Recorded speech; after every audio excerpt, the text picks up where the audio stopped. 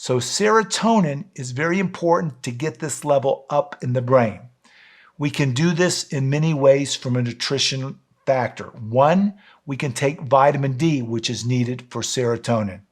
Number two, we can avoid chemicals that hurt us, that might cause us to have problems like alcohol and different types of drugs that aren't healthy for us. We want to make sure we have good water in our body. We want to make sure our gut is good. That means it's healthy. It's filled with good chemicals. That's good. This microbiome is healthy. And we do that by getting back to some recommendations by God. In Genesis, he says he created seeds and plants for us to eat. In Daniel, he talks about pulse and water. We want to head towards a plant-based diet to make our microbiome in our bowel and our microbiome as healthy as it can be. Now, some of us might need special boost in tryptophan, which can be converted to serotonin. We might look at special foods that have lots of it. We know that oatmeal has lots of tryptophan, pumpkin seeds, tofu. Grains can actually help serotonin get into the brain where it needs to go.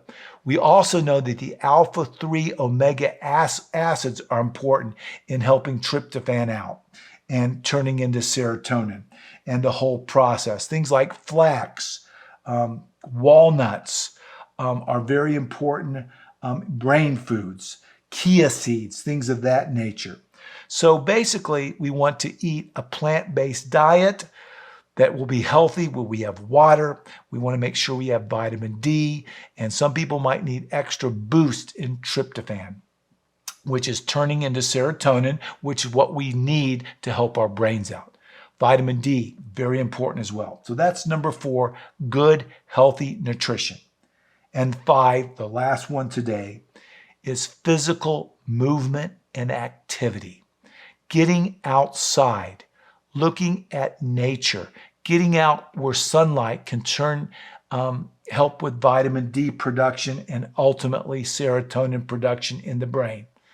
I've met several people through the years that just get away from it all, take a walkabout in nature, and somehow that improves their depression a lot and even takes it away, gives them a new perspective. So there's our 5 biblical prescriptions. Remember, Christ can empathize with our human weaknesses. And we see, and I invite you to read Matthew 26 from 36 to the end of the chapter there, because it talks about how Christ, during this time of his sorrow and this time when he felt poorly, what he did. 5 biblical prescriptions: walk with God, cling to the promises, find friends that will support you, and that might include professional help, good nutrition, get outside, move, help yourself do better. So these are just 5 biblical prescriptions. If you have more to add to that list, please write them in the comments. Some of us deal with this every day. I think it's important that we talk about it, share it with each other, help each other, pray for each other. So give this a like, share this with your friends and neighbors. Next week, I'm going to talk about an important autopsy study.